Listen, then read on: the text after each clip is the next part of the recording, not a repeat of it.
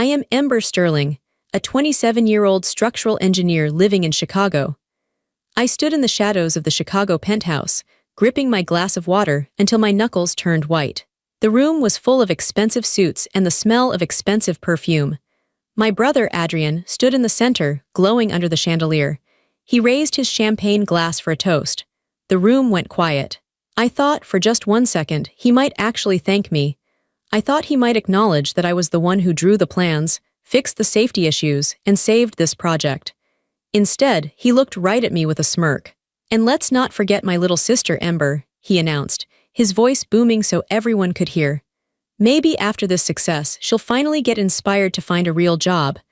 The laughter wasn't a ripple, it was a wave. My mother covered her mouth to hide her smile.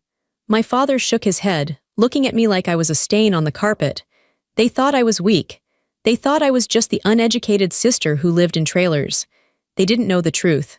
They didn't know that I wasn't just the invisible help. I was the architect of everything they owned. And soon, I would be the architect of their collapse. But before I tell you how everything flipped like and subscribe, drop a comment. Where are you watching from? I am Ember Sterling, a 27-year-old. I walked out of that penthouse and didn't wait for the elevator. I took the stairs. I needed to feel my feet hitting the concrete steps. I needed to feel the burn in my legs to remind myself that I was real, because back in that room, my family had made me feel like a ghost. 20 flights of stairs. Down, down, down. With every step, the sound of their laughter faded, but the sting of Adrian's words burned hotter. Maybe one day Ember will get a real job. A real job. I stopped on the 10th floor landing, leaning my forehead against the cold, painted cinderblock wall. I closed my eyes, and I saw the last 7 years of my life play out like a bad movie. They told everyone I dropped out of MIT because I couldn't hack it. That was the official family story.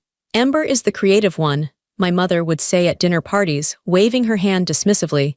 She just didn't have the discipline for engineering. It was too much math for her. It was a lie. A lie I let them tell because I thought it protected the family name. The truth was, I didn't drop out. I was pulled out. 7 years ago, my father's firm, Sterling & Sons, was bleeding money. My father, Richard Sterling, had a reputation for big ideas and terrible execution. He bought materials he couldn't afford. He promised deadlines he couldn't meet. He was a visionary to the public, but a chaotic mess behind the scenes. I was 20 years old, sitting in a lecture hall in Cambridge, Massachusetts, when my mother called me. She wasn't crying. My mother never cried. She was panicked, which was worse. "You need to come home, Ember," she had said. "Your father is in trouble, the books are a mess. The inspectors are threatening to shut down the stadium project. We need someone who understands the numbers but won't talk to the press." I left that night. I packed my dorm room into 3 boxes, withdrew from my classes, and flew back to Chicago. I thought I was coming home for a month. I never went back. When I arrived, the company wasn't just in trouble, it was dying. My father was drinking in his office at noon. Adrian, who had just finished his MBA, was driving a Porsche the company paid for, talking about branding and image. But he couldn't read a blueprint to save his life. Someone had to do the work. So I traded my textbooks for a hard hat. I didn't get a corner office. I didn't even get a desk in the main building. My father put me in the field office, which was a rusty, drafty trailer parked in the mud on the south side of the construction site. "It's better this way," my father told me, not looking me in the eye. "If the investors see a 20-year-old girl running the engineering, they'll pull their funding. You stay back here. You do the work. Adrian will present it. He's the face. You're the support. That's what they called it. For 7 years, I lived in those trailers. I woke up at 4 a.m. every single day. I learned to drink coffee that tasted like battery acid. I learned to talk to union foremen who looked at me like I was a lost little girl until I pointed out the structural flaws in their pouring schedules that would have cracked the foundation in 5 years. I learned to be invisible. I remember one winter, 3 years into this arrangement. We were working on a high-rise downtown. It was February in Chicago. The wind off the lake felt like knives. The heating in my trailer had broken 3 days prior. But my father said there was no budget to fix it immediately because Adrian needed a new suit for a press conference. I sat there in my parka, wearing fingerless gloves, redrawing the HVAC schematics by hand because the software license had expired and no one paid the bill. My breath puffed in the air in front of me. My fingers were so stiff I could barely hold the pencil. The door banged open. It was Adrian. He walked in, smelling like expensive cologne and warmth. He looked around the trailer with a sneer, like he had stepped in something gross. "Is it done?" he asked. He didn't ask how I was. He didn't ask why it was freezing. "Almost," I said, my voice shaking from the cold. The load calculations on the west wall were off. I had to recalculate the steel reinforcement. If we had built it the way Dad wanted, the windows would have blown out in the first storm. Adrian grabbed the papers from my desk. "Just give it to me. The investors are waiting at lunch." He turned to leave. "Adrian," I called out. He stopped, hand on the door, letting the freezing wind blow in. "What?" "My heater," I said. "It's been 3 days, I can't feel my toes." He laughed, a short, sharp sound. "Buy a space heater, Ember. Stop being so dramatic. We're all making sacrifices." He walked out and slammed the door. I watched through the dirty window as he got into his heated car and drove away to a lunch that cost more than my monthly rent. I sat there and finished the calculations. I did it because there were 200 workers on that site who needed this job to feed their families. I did it because if the building failed, people would get hurt. I did it because I still, stupidly, loved my father and wanted to save him from ruin. I was the secret engine that kept the Stirling machine running. I fixed safety violations before the inspectors arrived. I renegotiated contracts with suppliers who were ready to sue us. I rewrote the blueprints that my father scribbled on napkins. And every time a project finished, every time a building opened, I stood in the back of the crowd, wearing my work boots, while Adrian and my father cut the ribbon. They praised Adrian for the clean lines and bold engineering. They praised my father for his vision. They never mentioned the girl in the trailer. I told myself it was temporary. I told myself I was earning my place. I told myself that one day they would call me up to the stage and say, "We couldn't have done it without Ember." I was so naive. I was a workhorse hoping to be treated like a racehorse. But to them, I was just the mule. Useful for carrying the heavy load, but you don't bring a mule to the party. Until tonight. Tonight, the mule had walked into the party. And the mule had finally realized that the heavy load wasn't hers to carry anymore. The moment I truly should have known better, the moment the cracks in my heart really started to show, was 3 years ago, the riverfront disaster. It wasn't a physical disaster, thank God. But it was the moment my soul started to collapse. The riverfront project was supposed to be my father's legacy. A massive complex of luxury condos right on the Chicago River. It was a beautiful idea. It was also a logistical nightmare. My father had bid too low to get the contract. Millions too low. By the time we broke ground, we were already in debt. The banks were calling every day. My mother was selling her jewelry on the quiet to pay the interest on the loans. The stress in the house was thick, like smoke. Then the soil report came back. I was in the trailer as always. The geologist, a man named Miller, threw the file on my desk. "You've got a problem, Ember," he said. "The soil on the north bank is unstable, it's too soft. If you drive piles the way your plans say, the whole north tower is going to sink 3 inches within a year. It'll tear the building apart." My stomach dropped. "How much to fix it?" "You need deeper piles, steel casing, concrete injection. It's going to cost another $2 million and take 3 months.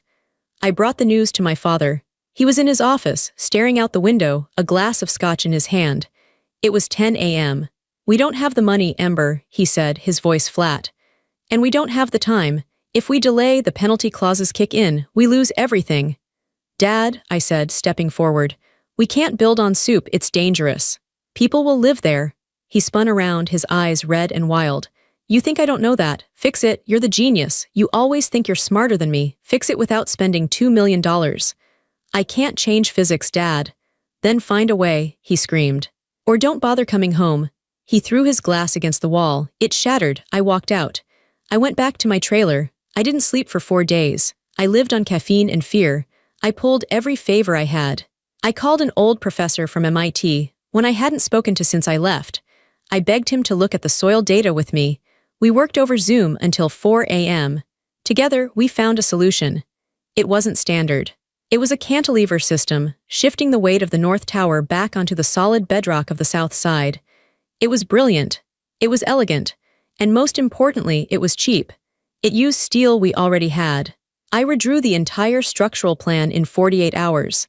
My eyes were burning, my hands were cramping, but I did it. I saved the project. I saved the company. I saved the family home. I presented it to the construction team. They looked at me like I was a wizard. "This will work," the foreman said, nodding with respect. "Damn, girl, this will actually work." When I brought the plans to my father, he didn't hug me. He didn't cry with relief. He just looked at the papers, grunted, and said, "Good, get it to the site." Then came the opening day.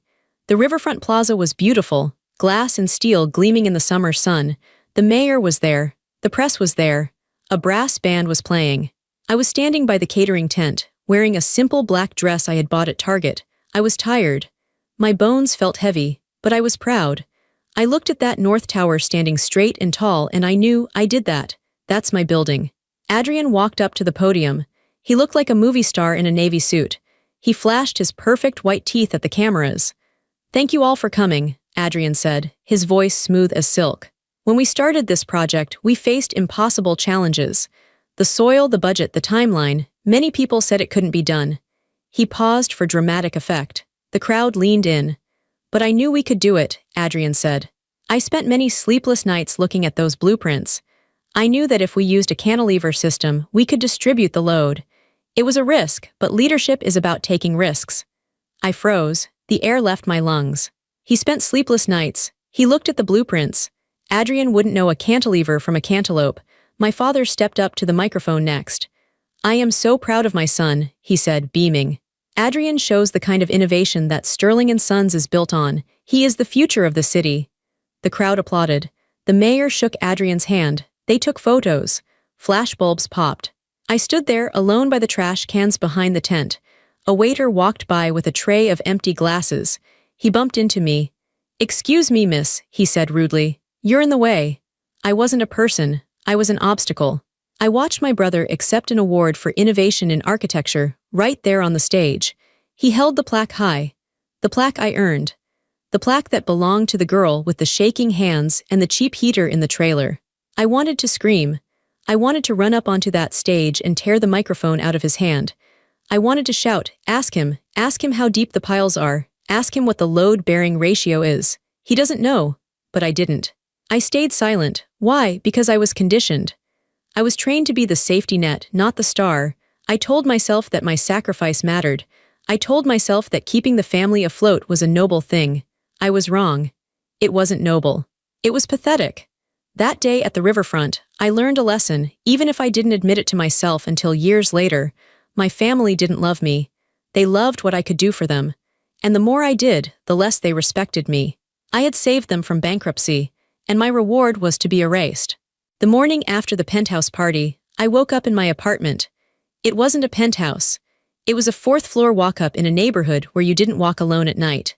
The paint was peeling, and the radiator clanked like a dying engine. My head was pounding. Not from alcohol, I hadn't had a drink, but from the sheer emotional exhaustion of being humiliated in front of 200 of Chicago's elite. I sat up and checked my phone. It was blinking with notifications. 17 missed calls, 32 texts. My stomach turned over. I unlocked the screen. The first text was from Adrian, sent at 2 a.m. "Where the hell did you go? You left before the investors left. Unbelievably selfish, Ember. You embarrassed us, again." The next one was from 2:15 a.m. "We need to talk about the Eco Tower. Dad says you have the final CAD files on your laptop. Send them to me, now." Then 3 a.m. "Are you ignoring me? Don't play games, Ember. You're not smart enough to play games with me." I scrolled down. There was a text from my mother. It didn't ask if I was okay. It didn't apologize for Adrian's toast. "Ember, pick up your phone. We need your signature on the transfer documents for the Eco Tower rights. The lawyers are pressuring us. Stop pouting and do your duty." I stared at the screen. Duty. That word again. The Eco Tower. That was the project Adrian had been celebrating last night. My design. My green energy concept.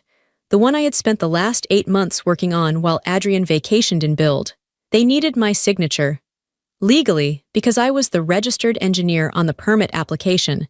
Because Adrian didn't have a license. They couldn't move forward with the sale of the building rights without my formal release.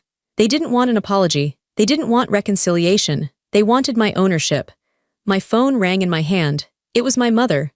I stared at the picture of her ID, a photo taken years ago where she actually looked kind. I took a deep breath and answered. "Hello?" Finally, her voice was sharp like breaking glass. Where are you? Adrian has been trying to reach you all morning. I'm at home, Mom, I said quietly. I left the party because Adrian humiliated me. Oh, stop it, she snapped. Adrian was making a joke. You have no sense of humor, you're always so sensitive. It's exhausting, Ember. I felt tears prick my eyes, but I blinked them away. He called me worthless, Mom, in front of everyone. He said you need a real job, she corrected. And frankly, he's right. Playing around in the dirt is fine for a while, but it's time you grew up, which brings me to why I'm calling. She took a breath and her voice shifted. It became the business voice, the transaction voice. The lawyers are sending over a courier with the papers. You need to sign over the intellectual property rights for the Eco Tower to Sterling & Sons. We're selling the design to a developer in Dubai. It's a huge deal, Ember. Millions? You're selling my design? I asked. Without asking me. It's the company's design, she said coldly. You work for the company, barely. I drew every line, Mom. I did the wind tunnel testing. I sourced the solar glass. And the company paid for the pencils, she said. Sign the papers, Ember. Don't make this difficult. If you don't sign, the deal falls through.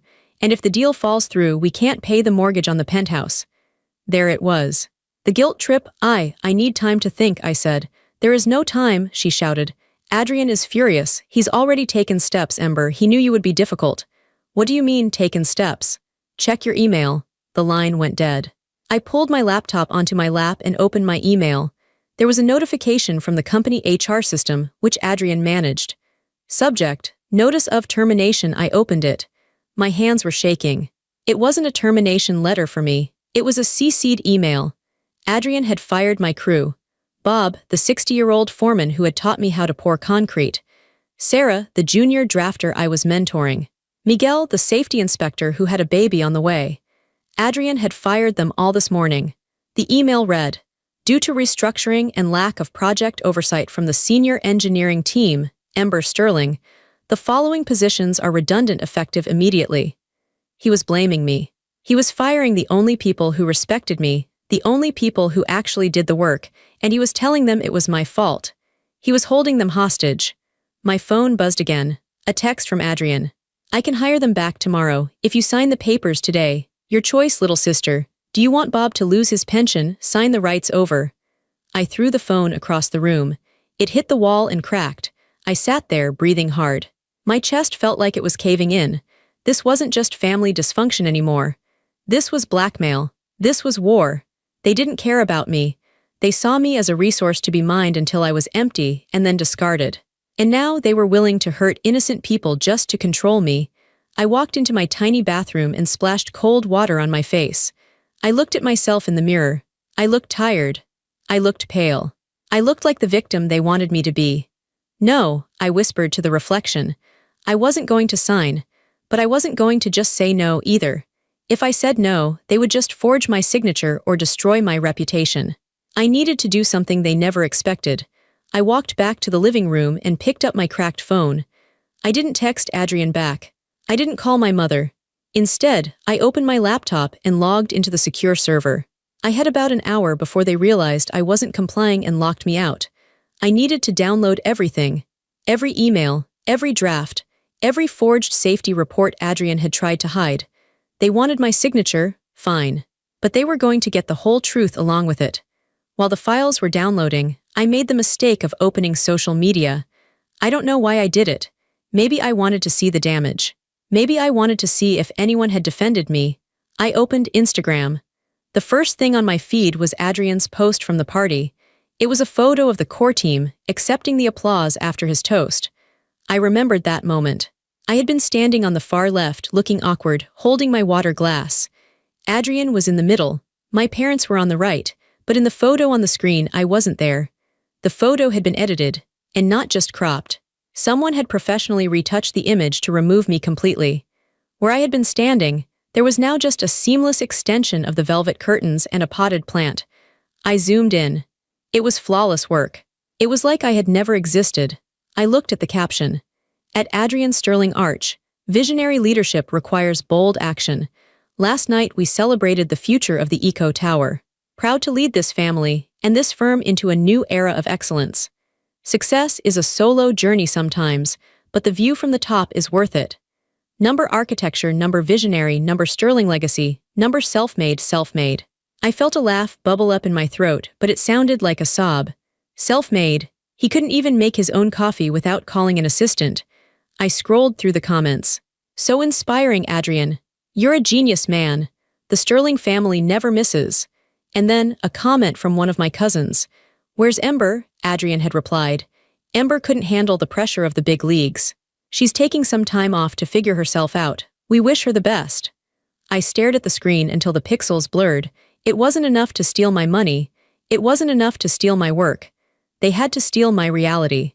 They were rewriting history in real time. To the world, I wasn't the architect. I wasn't the engineer. I was just the unstable little sister who couldn't handle it. This was the erasure. They were systematically deleting me from my own life. If I disappeared tomorrow, the only record of my time at Sterling and Sons would be a few signed permits buried in city archives. A cold calm washed over me. It replaced the panic. It replaced the sadness. I realized something important. They were erasing me because they were terrified of me. If I was worthless, they wouldn't need to work so hard to hide me. You don't crop a nobody out of a photo. You crop out the person who threatens your spotlight. You crop out the person who actually did the work because their presence proves you are a fraud. They were scared. I looked at the download bar on my laptop. 100% complete. I had it all. The original metadata for the Eco Tower plans, showing my user ID as the creator. The timestamps showing I worked on them for 400 hours while Adrian was in Ibiza. The emails from Adrian asking me to dumb it down so he could understand the presentation. And most importantly, I had the Draft 4 folder. Draft 4 was a version of the Eco Tower plans that I had rejected 2 weeks ago. It was cheaper to build, yes. It used a different alloy for the support beams. But my calculations showed that in high winds, the kind Chicago gets every winter, the stress on the joints would exceed safety limits by 15%. It wouldn't fall down immediately. But in 10 years, it would be a death trap. I had labeled that file, Do Not Use Dangerous Rejected BY Engineer. I opened the folder on my drive just to double-check. My heart stopped. In the server log, there was recent activity on the Draft 4 file. It had been accessed yesterday by Adrian, and it had been renamed Final Submission Permit PDF. My blood ran cold. They weren't just stealing my design. They were using the rejected cheap version to save money, the dangerous version. And because they needed my signature on the rights transfer, that meant they were probably planning to use my engineering stamp on the permit application too. If that building went up, and if it hurt someone, the investigation would look for the engineer of record. They would find my name, my stamp. They weren't just erasing me, they were setting me up. If the Eco Tower failed, Adrian would say, I just funded it. Ember designed it. Look, her stamp is right there. I would go to prison for negligence. And he would play the grieving brother who had been betrayed by his incompetent sister. I closed my laptop. The snap of the lid sounded like a gunshot in the quiet apartment. I stood up. I went to my closet and took out my good suit. The one I bought for my graduation that my parents didn't attend. I wasn't going to cry anymore. I wasn't going to hide. I picked up the external hard drive with all the evidence. My family thought they had cropped me out of the picture. They thought they had silenced me. But they forgot one thing about architects. We know exactly where the weak points are. And we know exactly how to bring the whole house down. I wasn't going to the office. I wasn't going to my parents' house. I was going to see Zoe Vance, the biggest competitor in the city, the one woman my father was terrified of. The war had started, and I was bringing the ammunition. I stood on the sidewalk in front of the Vance and Associates building. It was a glass tower that looked like a shard of ice cutting into the sky. It was clean, sharp, and intimidating, just like Zoe Vance. My father hated Zoe Vance. He called her a shark and a traitor because she had left his firm 20 years ago to start her own. But I knew the truth. She left because my father stole her work, just like he was stealing mine. For years, she had been the only person in Chicago who could beat us on a bid, and she did it without cutting corners. I checked my reflection in the glass doors. I was wearing my graduation suit, navy blue, sensible, not flashy. My hair was pulled back in a tight bun. I was holding the external hard drive so tight my hand was cramping. I almost turned around. The voice in my head, the one that sounded like my mother, was whispering, "You're betraying your family. You're ungrateful, you're going to get laughed out of the building." But then I remembered the photo, the one where they erased me. I remembered Adrian's laugh. I pushed the revolving door and walked in. The lobby was silent and smelled like lemons and steel. The receptionist looked up. She was young, stylish, and efficient. "Can I help you?" "I'm Ember Sterling," I said. My voice didn't shake. "I need to see Zoe Vance." "It's urgent."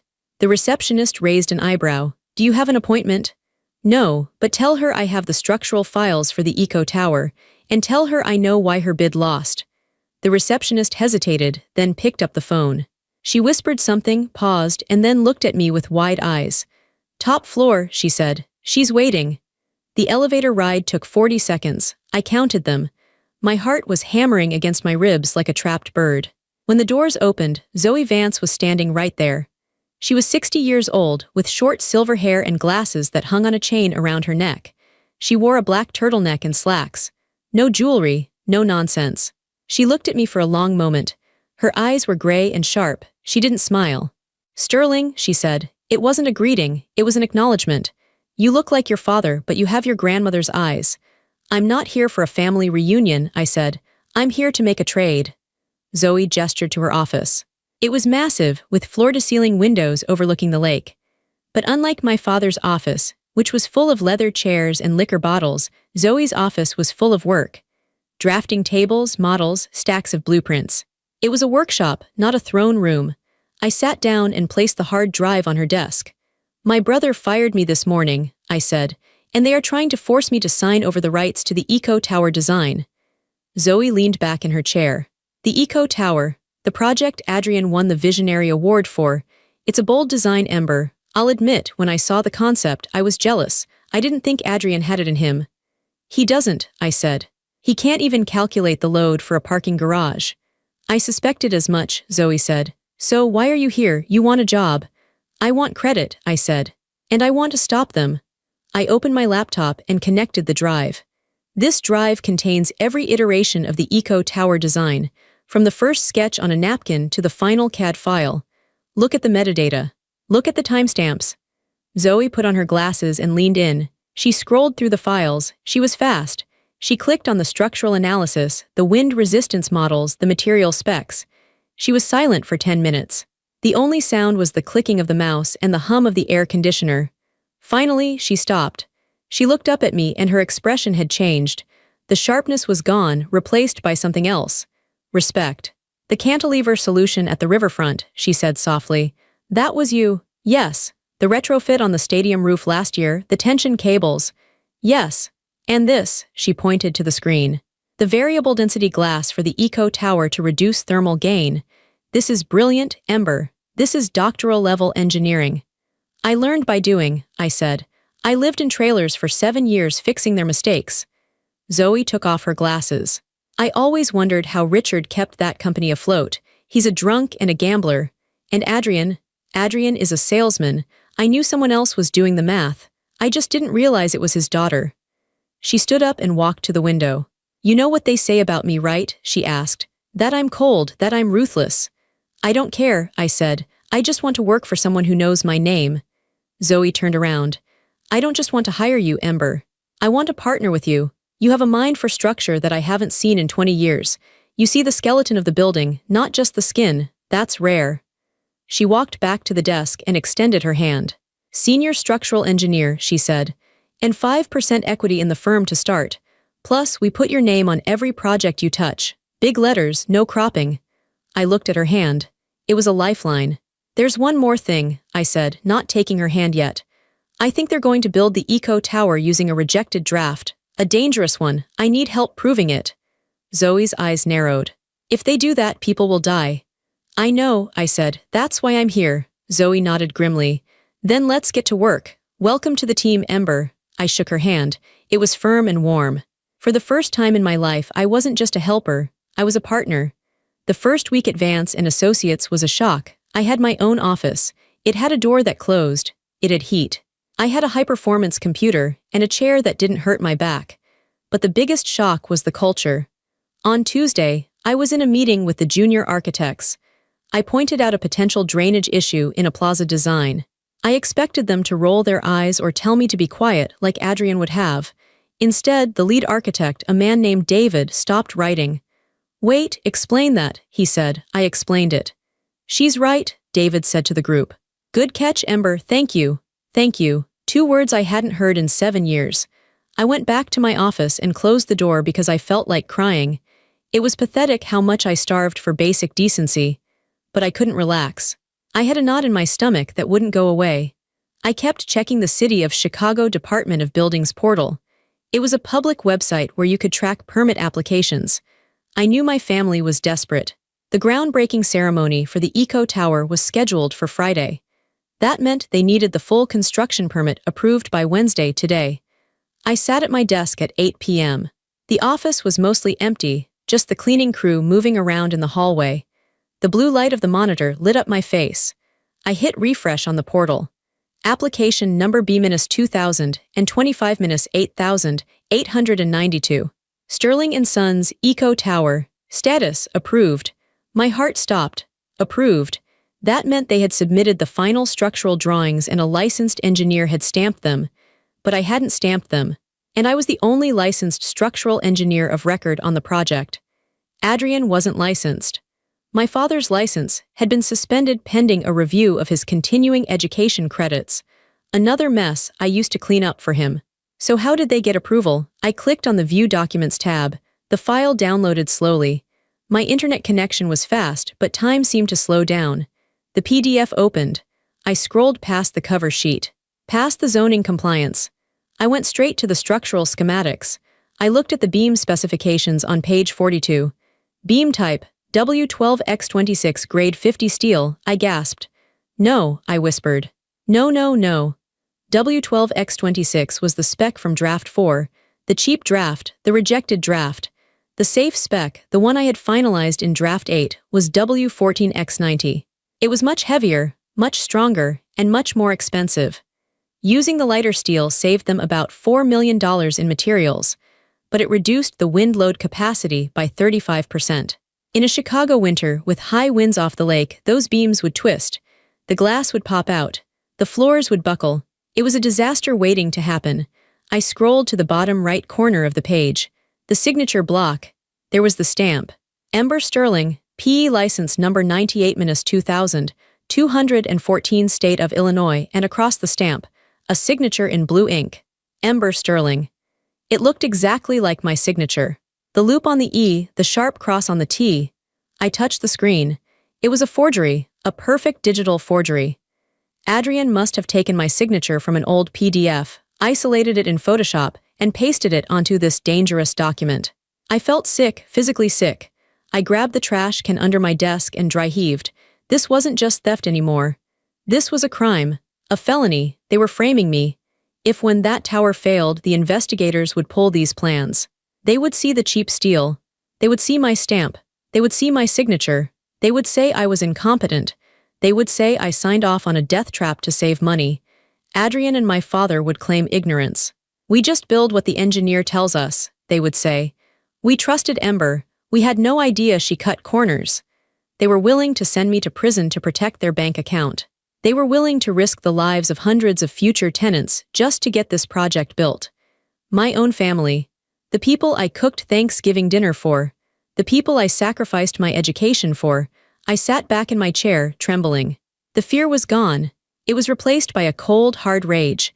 It was a feeling I had never let myself feel before. I picked up my phone and dialed Zoe's personal number. She answered on the first ring. "Zoe," I said. My voice sounded strange, flat, metallic. "Ember, what is it? It's late." "They did it," I said. "They submitted draft 4, the dangerous one, and they forged my signature." Silence on the other end. Then the sound of movement, keys jingling. "Stay there," Zoe said. "I'm calling a friend of mine. His name is Inspector Davis. He's the head of the Structural Safety Board. Don't touch anything. Don't close the browser. I'll be there in 20 minutes. "Zoe," I said. "They're going to try to bury me." "No, Ember," Zoe said firmly. "They just dug their own grave. We're just going to push them in." Inspector Davis was a large man with hands that looked like they could crush a brick. He wore a rumpled trench coat and looked tired, but his eyes were alert. He stood behind my desk, looking at the screen. Zoe stood next to him. "You're sure this is a forgery?" Davis asked. His voice was gravelly. I'm sure, I said. I never signed draft 4. I specifically labeled it rejected in our internal server. Look. I pulled up my evidence, the hard drive I had brought with me. I showed them the file history. See here, I pointed. Created October 12th. Marked dangerous October 14th. I ran a simulation on this draft. It failed at wind speeds of 60 miles per hour. 60, Davis scowled. We get gusts of 80 in the loop. Exactly, I said.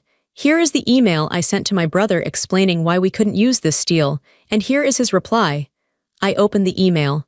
From Adrian Sterling to Ember Sterling subject. RE costs, you're overthinking it, Ember.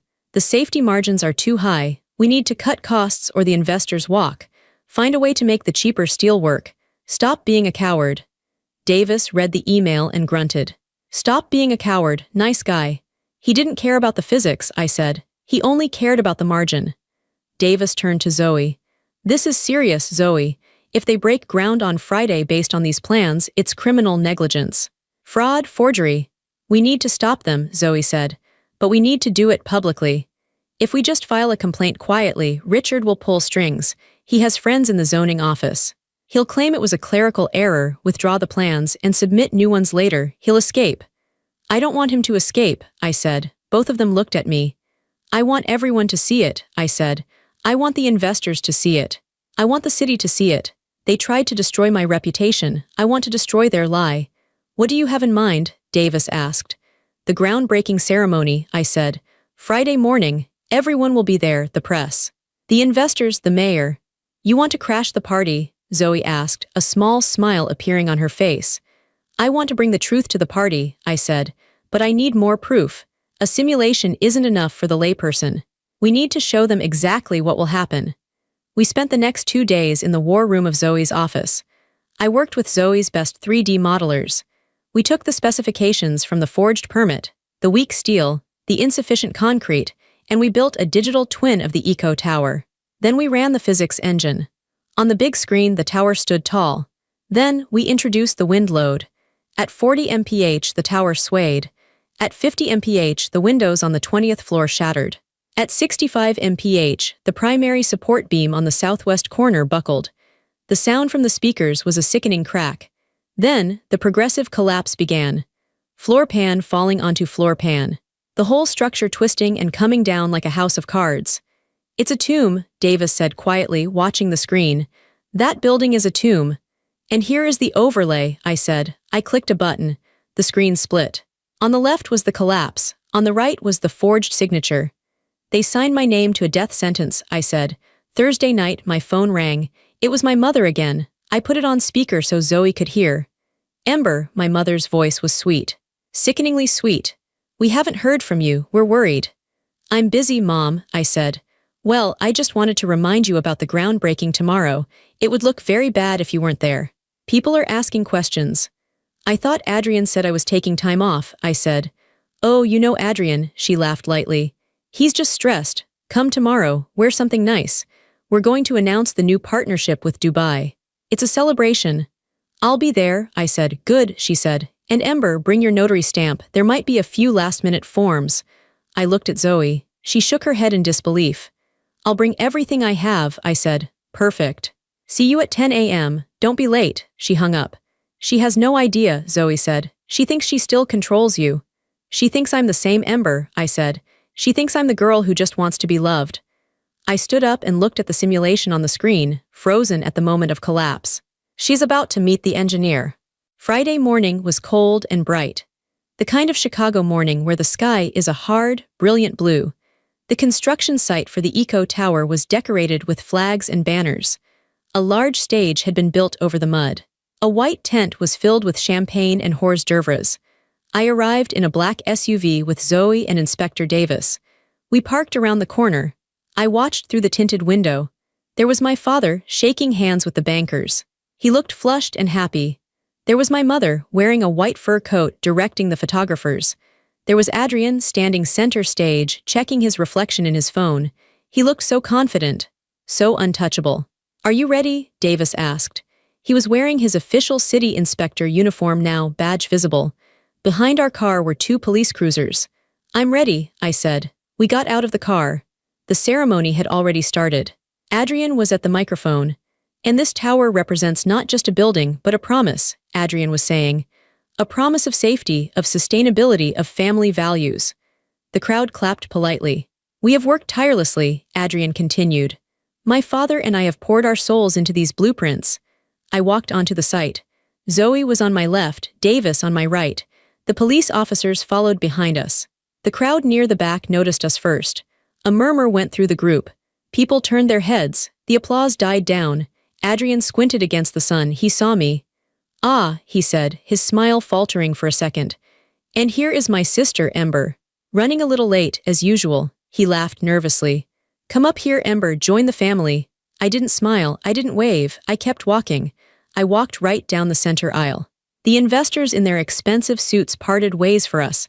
I walked up the stairs to the stage. Ember, what are you doing? My mother hissed, stepping forward. Who are these people? This is Inspector Davis, I said, my voice amplified by the microphone as I stepped close to it. Adrian tried to grab the mic. Okay, thank you, Ember. We can discuss this later. Inspector Davis stepped between us. He was a foot taller than Adrian. Step back, Mr. Sterling. The crowd went deadly silent. What is the meaning of this? My father demanded, blustering forward. This is a private event. This is a crime scene, Davis said. His voice boomed across the site. The cameras were all flashing now. Every lens was pointed at us. Crime scene, Adrian laughed, but it sounded like a choke. That's ridiculous, we have permits. You have forged permits, I said. I looked at the crowd. I looked directly at the investors. My name is Ember Sterling, I said clearly. I am the structural engineer for this firm. The permits that were submitted to the city on Wednesday bear my signature and my stamp. I paused. But I did not sign them. Gasps from the crowd. The plans submitted utilize substandard steel, I continued. Beam W12X26. If this building is built as designed by my brother, it will collapse within 5 years. She's lying, Adrian screamed. He looked wild now. She's crazy, she's jealous because I fired her. I have the proof, I said calmly. I held up the hard drive. And so does the City Department of Buildings. We have the metadata proving the forgery. We have the emails where you demanded cheaper materials against safety regulations. Zoe stepped forward. I have personally reviewed the files. As a licensed architect in the state of Illinois, I certify that the plans Adrian Sterling submitted are a catastrophic failure waiting to happen. The investors were backing away. The bankers were on their phones. This is slander, my father shouted. I'll sue you, I'll sue all of you. You can't sue, Davis said. You're under arrest. The police officers stepped onto the stage. Richard Sterling, Adrian Sterling, Davis said. You are under arrest for fraud, forgery, and reckless endangerment. The color drained from Adrian's face. He looked at me, his eyes wide with shock. He looked like a child. Ember, he pleaded. Ember, tell them. Tell them it's a mistake, we're family. I looked at him. I looked at the brother who had mocked me, the brother who had erased me from the photo, the brother who had stolen my life for 7 years. Family doesn't build their fortune on their sister's grave, I said. The officers handcuffed him. Adrian dropped the ceremonial golden shovel. It hit the wooden stage with a hollow thud. My mother was screaming. Don't touch him. Do you know who we are? Yes, I said to her. We know exactly who you are, and now so does everyone else. I turned my back on them. I walked down the stairs. Zoe put a hand on my shoulder. You did good, she said. I looked back one last time. Adrian was being led into the police car. My father was arguing with an officer, his face purple. My mother was standing alone on the stage, looking around, realizing that no one was looking at her with envy anymore. They were looking at her with pity. Their empire didn't crumble slowly. It imploded, just like the building in my simulation. And I was the one who pushed the button. The fallout lasted for 6 months. It was messy. It was loud. It was everywhere. The Sterling scandal was on the news every night for weeks. The investigation revealed everything. Not just the Eco Tower, but years of financial fraud. My father had been cooking the books for a decade. Adrian had been bribing inspectors on other jobs I hadn't managed. They lost everything. The bank seized the penthouse. The company was dissolved. My father lost his architecture license permanently. He avoided prison due to health reasons. But he was a broken man, living in a small rented condo in the suburbs, disgraced and forgotten. Adrian wasn't so lucky. Because he had forged the signature, a direct felony, And because the intent was to defraud investors, the judge wasn't lenient. He was sentenced to 4 years in federal prison. I didn't go to the sentencing. I read about it in the paper while sitting in my new office. My mother tried to call me once, about 2 months after the arrest. I was at my desk at Vance and Sterling. Yes, Zoe had changed the name of the firm. I saw my mother's number on the caller ID. I hesitated. Part of me, the old part, the little girl part, wanted to answer, wanted to hear her say she was sorry. But I knew she wouldn't. She would ask for money, she would blame me. She would say I ruined the family. I realized I didn't need her apology, and I didn't need her permission to be happy. I pressed the block caller button. I turned my chair to face the window. From my office on the 40th floor, I could see the whole city. The lake was a sheet of silver. The trains moved like toys below. And 3 blocks away, I could see the cranes rising. The Meridian Spire, my project. It wasn't the Eco Tower. The investors from that project had pulled out of the deal with my father, obviously. But they had come to Zoe and me. They asked us to design something new on the same site. I designed a building that was honest. It was all exposed steel and clear glass. It didn't hide its structure, it celebrated it. It was strong. It was flexible. It could bend in the wind without breaking, just like me. I picked up my notary stamp from my desk. I had ordered a new one. Ember Sterling, partner VANCE and Sterling Architects. I took a piece of paper. I pressed the stamp down firmly. Thump. It left a perfect, crisp blue mark. I wasn't the hidden workhorse anymore. I wasn't the victim. I wasn't the uneducated sister. I was the architect. I looked at the cranes lifting a massive steel beam into the sky. I took a sip of my coffee. It didn't taste like battery acid. It tasted like victory. I didn't bury my family. I simply stopped holding them up, and without me to carry them, they fell. But I was still standing, and I was just getting started.